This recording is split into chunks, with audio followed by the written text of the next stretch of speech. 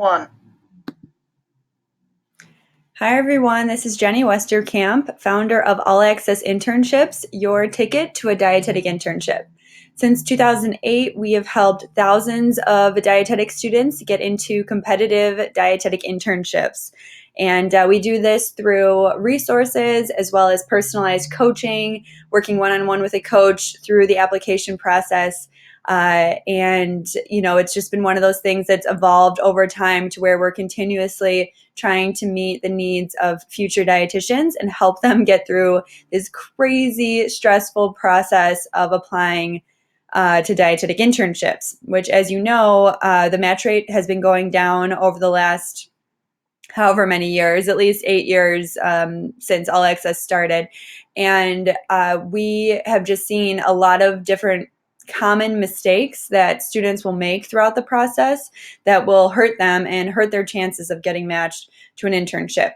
Again, the match rate has gone down. It's now at under 50%. So, it's something that is a pretty serious, because if you don't get in, then you can't do the dietetic internship, of course, and then you can't sit for the RD exam and become a dietitian, which I know is something that you really, really, really, really want.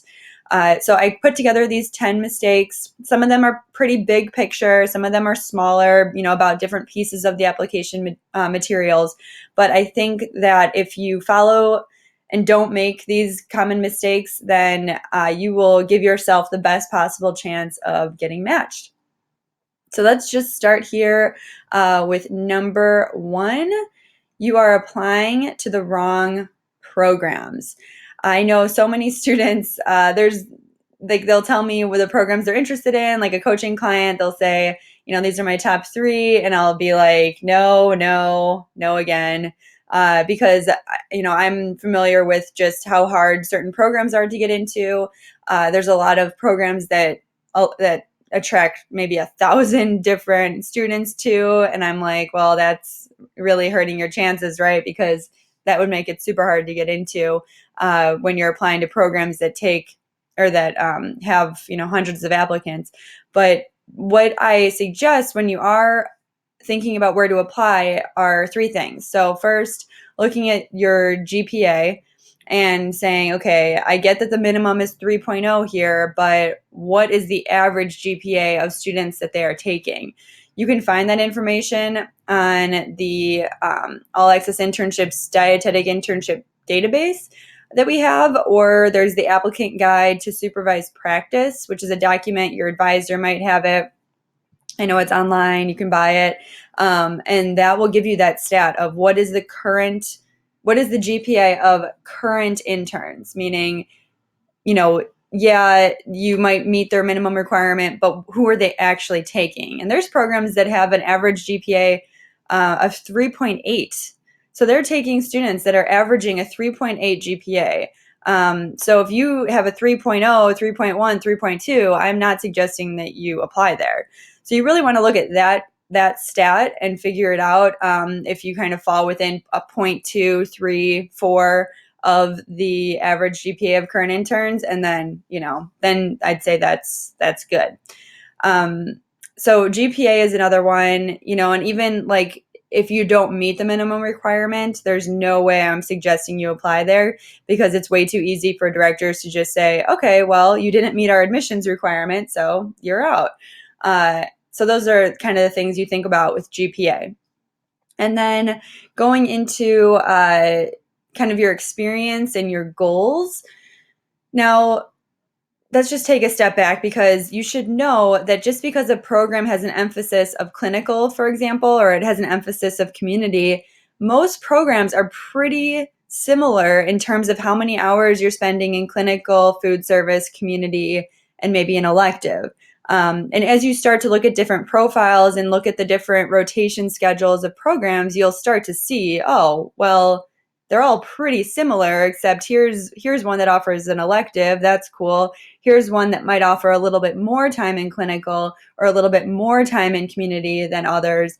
But you know that you're going to get all those experiences no matter what the internship is. Like, you're going to be exposed to all those different areas.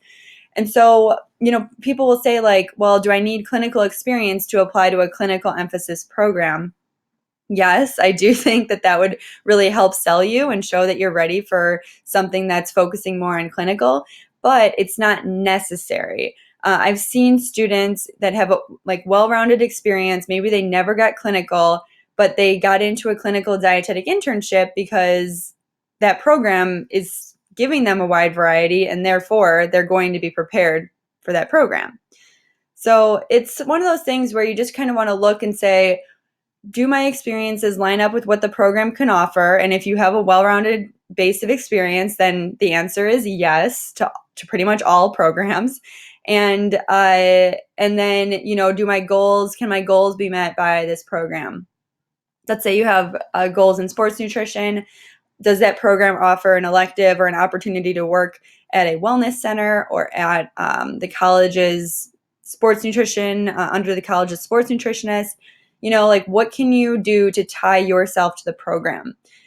As you're going through and researching, if you can't figure out like 2 to 3 specific reasons why that program is a good fit for you based on your experience, based on your goals, then it's not the right program for you.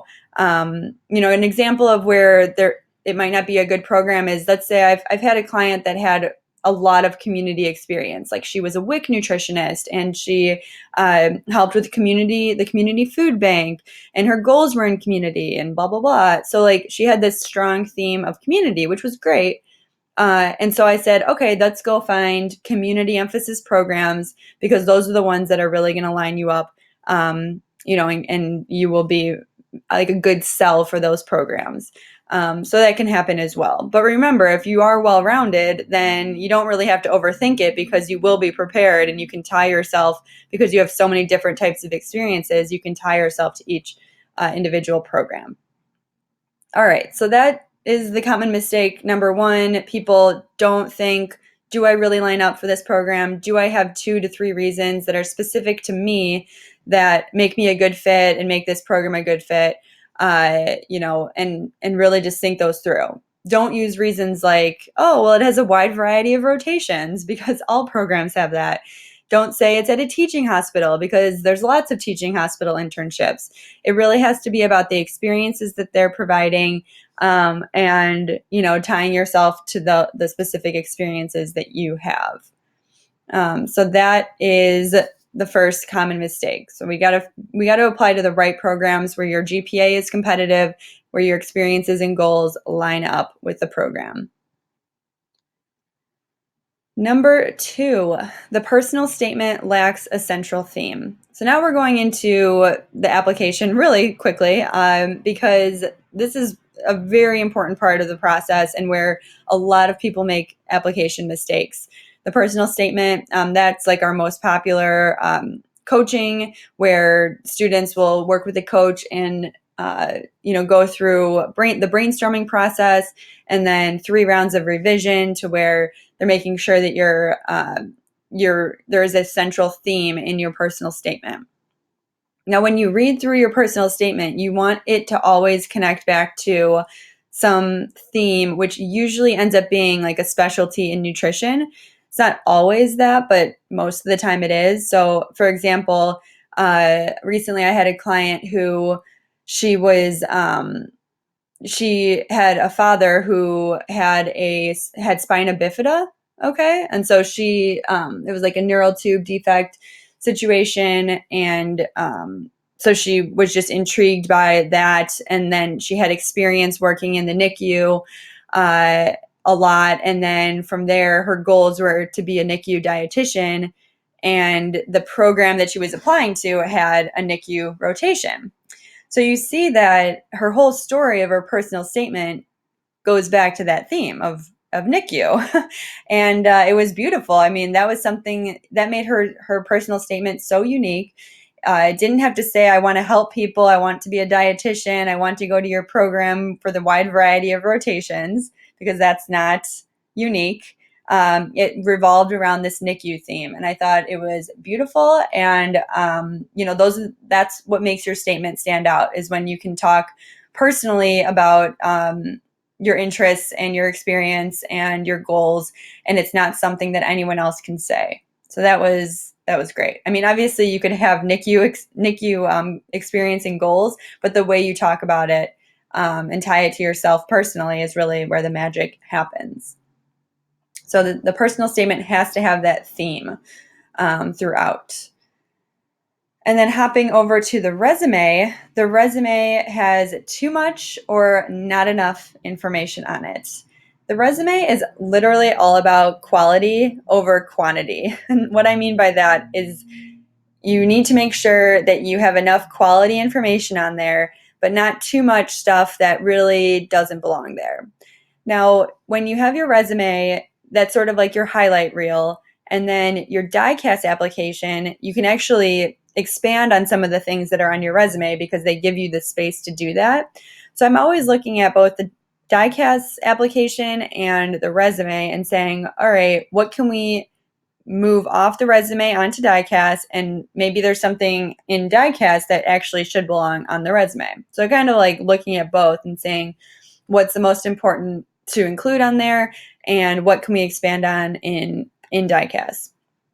So I'm always looking for things that, when you think a resume has too much, that usually means that there's too many descriptions on there.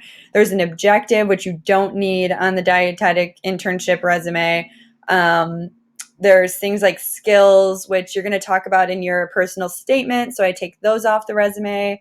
And, sometimes people, if they have jobs that are not dietetics related, or like if you had a past career, I like to keep the bullet points for those experiences pretty short on the resume, like 1 or 2 bullet points, and then use more bullet points for your dietetics experience. I like that because usually with non-dietetics experience, you can just talk about some transferable skills that you had, like if you had management or what else, like teamwork or oral or written presentations that you did. That's good, but I don't go into like all the details of something non-dietetics related. Then for your dietetics experience, you do want to, say as much as you can, as many specifics as you can about like handouts that you wrote or different diets that you saw, lots more buzzwords that you can be adding in there. So you can see it's kind of like a balance between the two. Like you need to make sure you have enough on there that sells you, but not too much that it's a distraction. And, anything that's kind of like leftover can always go on DICAS. It doesn't all have to be on the resume. Number 4, going back and kind of bringing the two together with a personal statement and resume. So this is a mistake. Number 4, your personal statement repeats what is on the resume. Okay, so remember, you have your personal statement, your resume, and you have DICAS. So DICAS is going to be like the catch-all. You're going to be able to explain a lot of things more, and you'll have that so that they'll see what you're doing. You'll have your resume, which will be really the highlights of everything, kind of your strongest stuff. You're selling yourself on there too. And then your personal statement shouldn't repeat anything that's on the resume. And what I mean by repeat, I don't mean that you can't talk about experiences that are on your resume.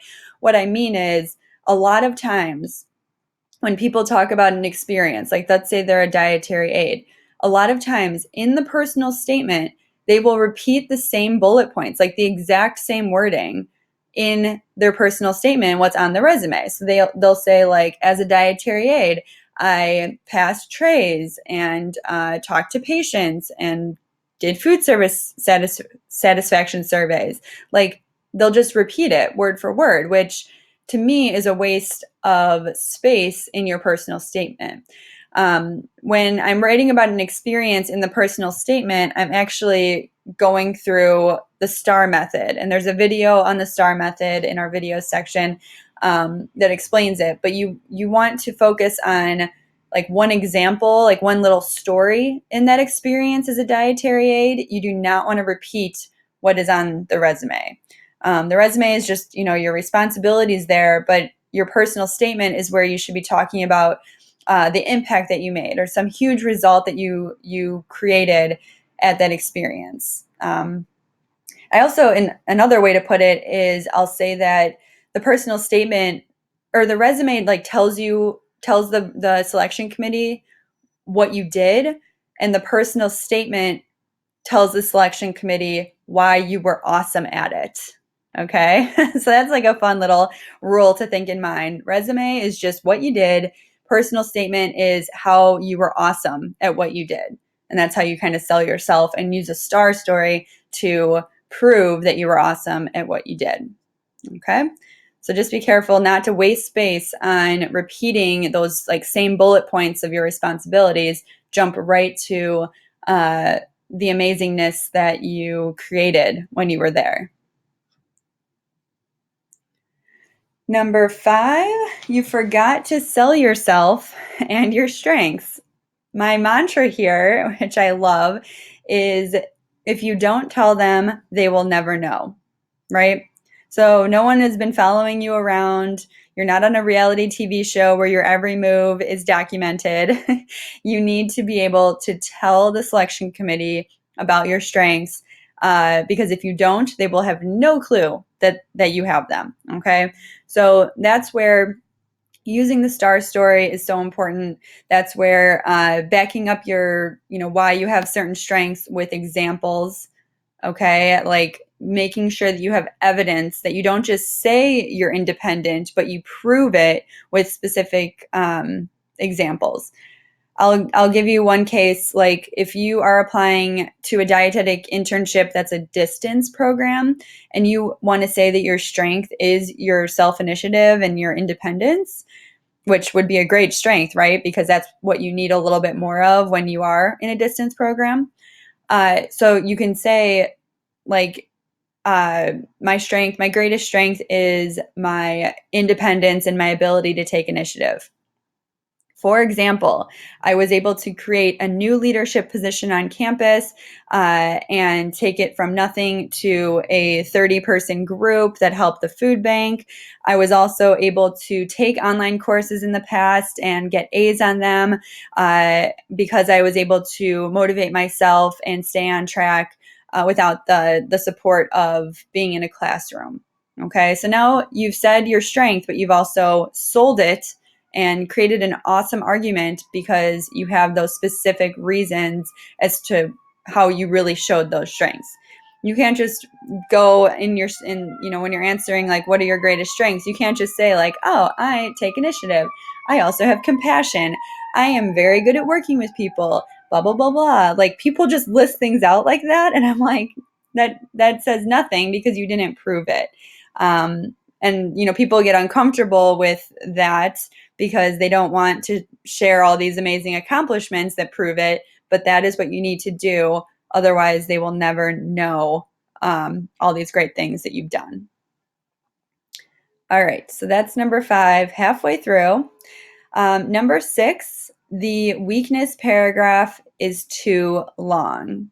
All right, so I feel like, as dietetics students, like us as a whole, or not me, I'm not a student anymore, but when I was a student, it's very easy to think you are not good enough, to think that you have all of these flaws, that you have all of these weaknesses, that you're not ready to do a dietetic internship.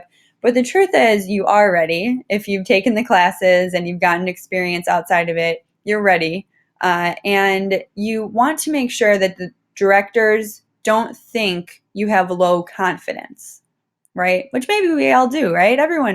We struggle to always improve our confidence throughout our whole entire lives. But in this situation, when you're writing about your weakness, you don't want to sound not confident, which is like a hard thing to do because you're talking about a weakness. But a lot of times I'll see like the people or the students that I coach, the weakness paragraph will be longer than the strengths paragraph. I'm like, whoa, whoa, whoa! Like we need to make that like half the length as a strengths paragraph because you really don't want to spend a lot of time on it. I think you want to mention it, you want to talk about how you're improving it, and then you want to move on.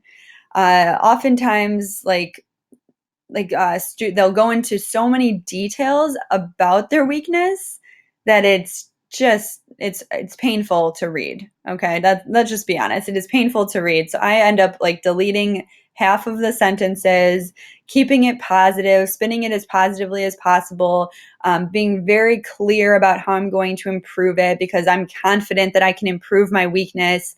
And the past is the past. Like if it is your grades, you're just talking about how they've improved. You don't talk about all the different reasons why you got bad grades. You just talk about what you're doing now to change that. And that's the strategy for the weakness paragraph. Usually, you're doing the weakness paragraph wrong if it is longer than like 3 sentences, literally. I think that's the maximum that I try to go for, especially with the 1,000-word or the 1,000-word limit on your personal statement. I think 3 sentences is plenty to address your weakness and how you will improve that. Either how you are improving that or how you will improve that in the dietetic internship. So make sure that is short. Number 7. Is this too harsh? I don't know. But this very common mistake of your goals being very boring. I hate boring goals because this field is so exciting. And you can be thinking of amazing goals when you answer the question in the personal statement, what are your short-term and long-term goals? This is just room to dream big. And oftentimes I will see, and I've done a video on this topic too, but I'll see they'll say their short-term goal is to get a dietetic internship and their long-term goal is to become a dietitian and help people. I will see this so often, and I just am always like, like we gotta jazz this up a lot and be able to give way more specifics, because guess what? Everyone applying wants a dietetic internship and everyone applying wants to become a dietitian. So if those are your goals, that's a complete wash. Like that did nothing for you in this application. So what I want from, the people I work with individually or, and I want for you listening to this, I want you to think about your goals in terms of an actual LinkedIn profile, meaning like the exact place that you want to work, the exact job title that you want to have, the exact population that you want to work with. I mean, get specific and take them through like the first 5 years. And then after that, 10 years down the road, 20 years down the road, like what is your big picture career that you want to have? And it should really sound like a LinkedIn profile, like about me section. It should be that specific. If you need like ideas for that, you can be Googling dietitians. You can look at dietetic practice groups, which are on the Academy's website. You can find dietitians so easily through Instagram, right? And Twitter and all that, and find what dietitians are doing in their careers, relate it to what you're actually interested in, of course, and dream in this goals paragraph. You do not want to be boring the reader here, because what they're looking for in this answer is they're looking for your passion, your commitment to the field. You know what you're getting into. You're well researched in terms of what the possibilities are. I mean, that's someone they want in their program. Okay, they don't want someone that says they just want to be a dietitian and that's it.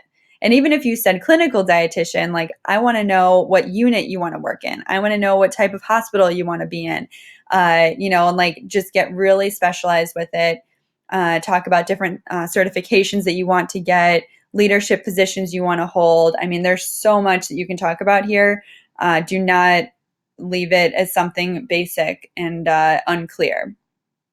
Now, the final thing about goals, everyone will say like, well, Jenny, I don't know what I want to do yet. Like the internship will help me figure that out. And I say, no, you need to have a really good answer here. And you need to just put something that kind of makes sense with your theme and also is going to show you're passionate about the field. I said I wanted to work in nutrigenomics, which is like, nutrigenetics, whatever, epigenetics, all that, do research, blah, blah, blah. I literally never did that. Like I went into sports nutrition and, so I don't think that you're held to whatever you say here. but you do want to craft it in a way that is exciting and, again, shows that you're passionate about this field. If you don't do that, they will not think you are going to be, excited and ready for the internship. Number 8, you don't explain why the dietetic internship is a good fit. This is a huge mistake that people will make because it's not actually a question to answer in the personal statement. So a lot of people don't think to add this, but I think it's very important to add at the end. It usually is like the conclusion paragraph of the personal statement where you can say those 2 to 3 specific reasons of why this program lines up with your experience and your goals. And it's specific to you. Now, again, you're not saying, oh, well, it's in California. That's, would be a great place to live. Like, that's a terrible reason. You don't want to say it's because it's a teaching hospital because there's multiple teaching hospitals.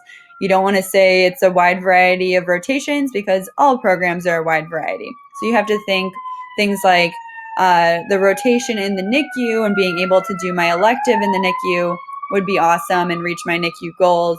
Or, the being able to do a case study project in that unit would also allow me to be more prepared for my career. The other things would be like, just finding those specific rotations that would be interesting, and also the elective, like talking about the potential elective rotation you'd want to have. And that could be something that you talk to the director about beforehand and kind of, get that exact possibility. But, you're looking to just sum up your arguments and say why you're a good fit and why the DI is a good fit for you. A lot of people forget that, but I think that it's an important part of the argument as to why they should be choosing you. Oh, sorry, one more thing about that, and I kind of mentioned it with talking to directors. Whenever people are like, well, I want to reach out to directors, but I don't know what to say, what you want to think about when you're either going to go on a visit to a program, or you're going to have a phone call with the director, or you're going to do an email to the director, you want the results of that interaction to give you the reasons why the DI is a good fit. Okay? So your questions should be about your specific interests, and the answers should be the reasons why it's a good fit. Okay? So if I'm saying, hi, Director Smith, I am interested in sports nutrition. I'm wondering, is there any opportunity for students to get sports nutrition experience? And if so, how do they do that? Thank you so much. Okay, I'm sure that's not the actual email, but you get the idea of the question that I'm asking. And then the director will respond and say, Jenny, I'm so glad you're interested in sports nutrition. We actually have a new sports nutrition concentration coming up, and the ability to work with the campus dietitian who works with athletes. There's also an opportunity to work at a local gym with the wellness dietitian there, and that can be part of your community rotation, or it can be part of your elective.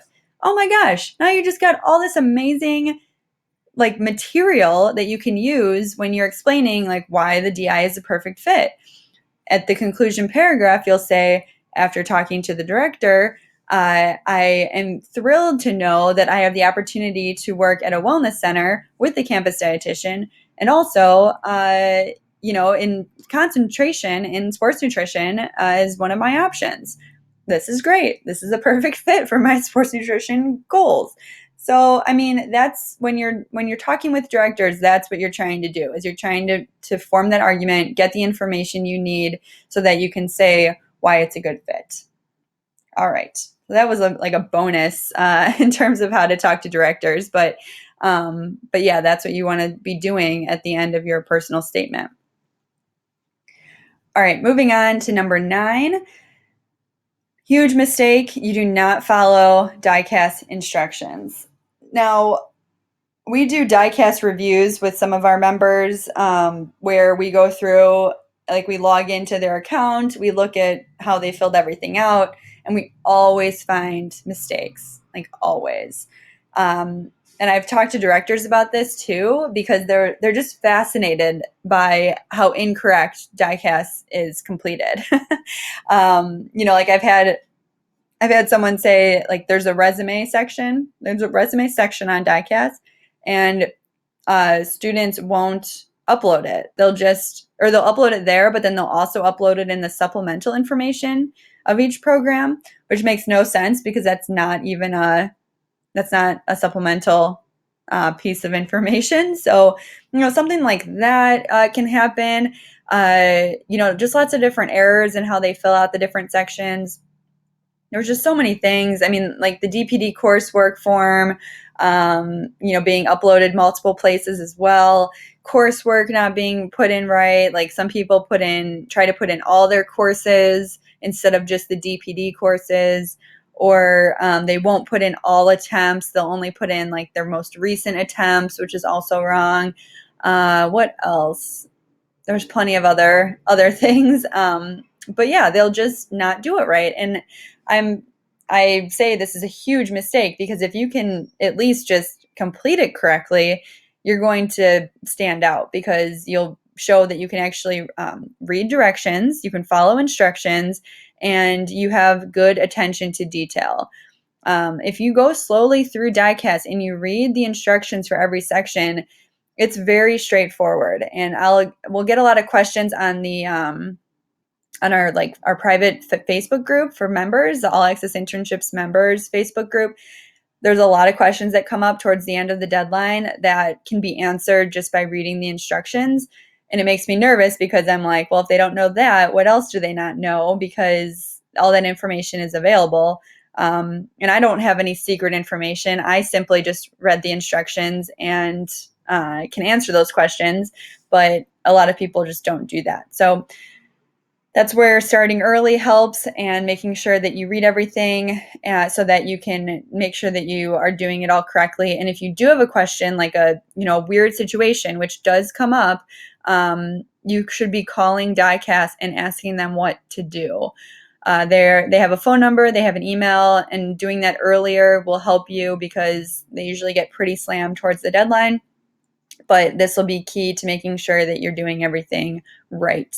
And then my other big thing with DICAS is making sure that you look at your whole application in the unformatted version.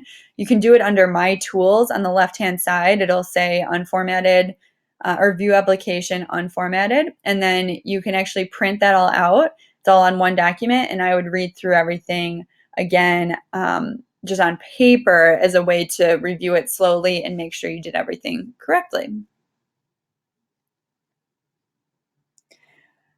All right, so then with the final mistake, which is the interview, you don't practice interview questions out loud. Now, not all programs have interviews, but a lot of them do. And oftentimes, if you're a competitive applicant, you'll have at least one interview, if not multiple.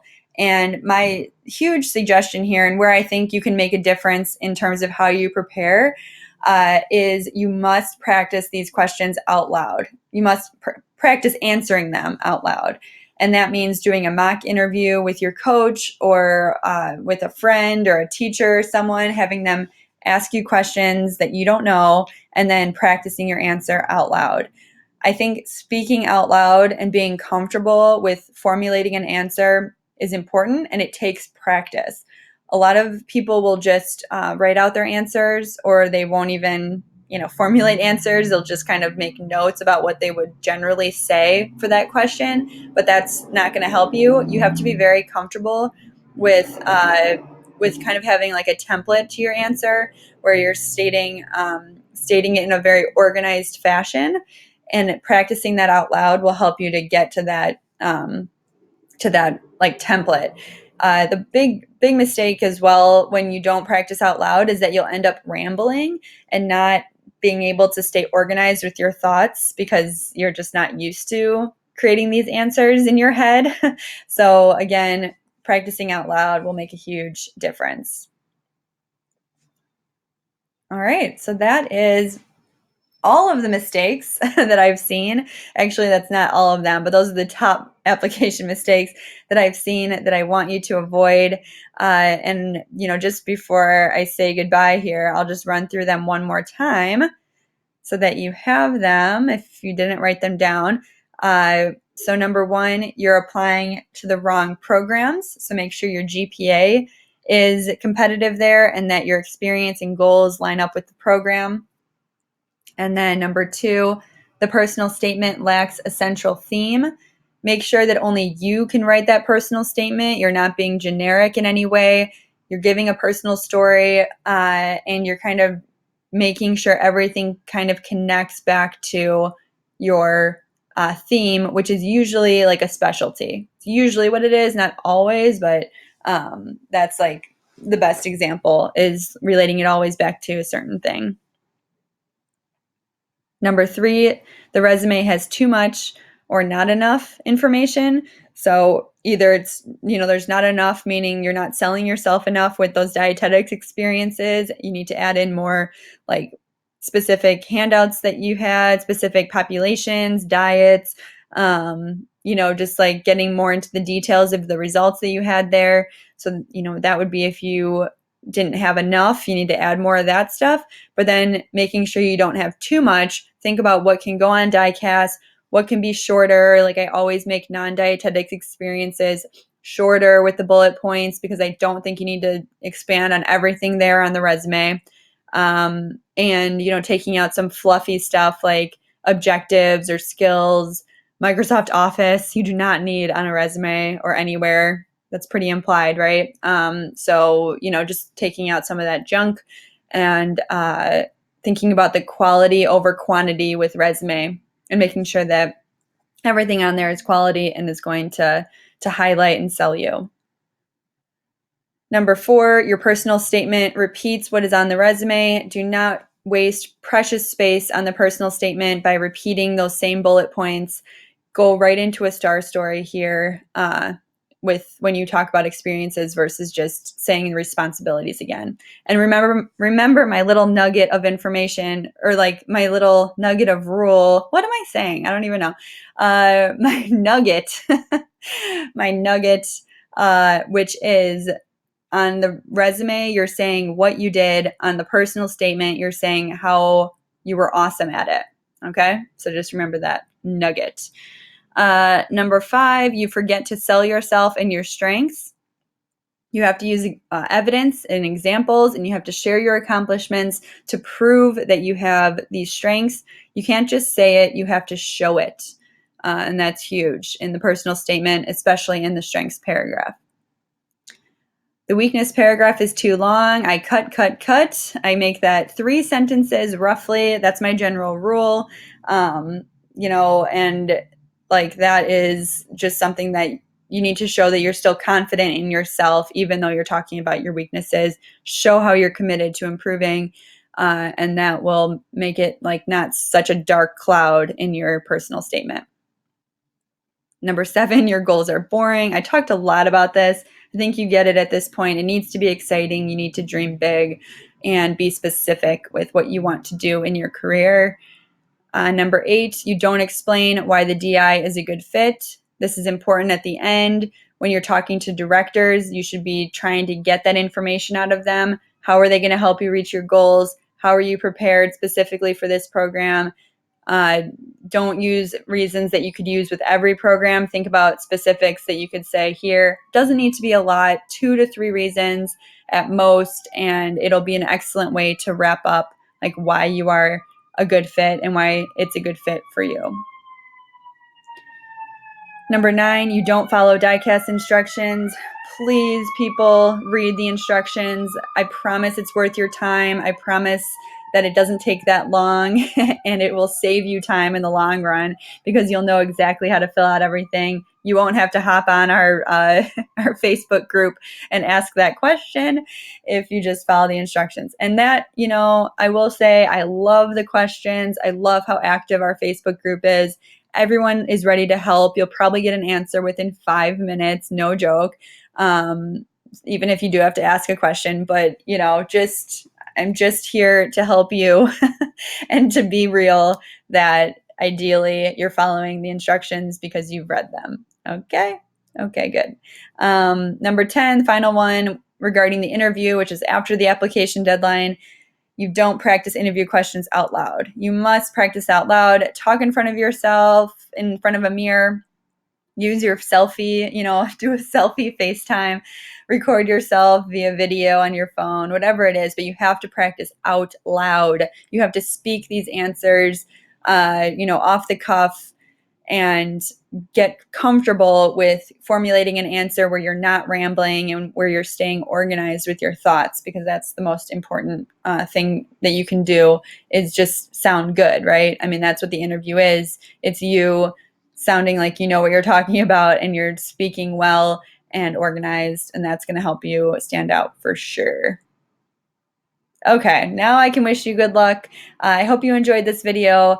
It's the top 10 application mistakes to avoid. If you avoid these, I feel like you're in amazing shape to get matched to a dietetic internship, and will really prove to the directors that you took this application process seriously. You didn't make silly mistakes, and you created an application that really sold you and showed them that you are so ready for a dietetic internship and very passionate about becoming a dietitian.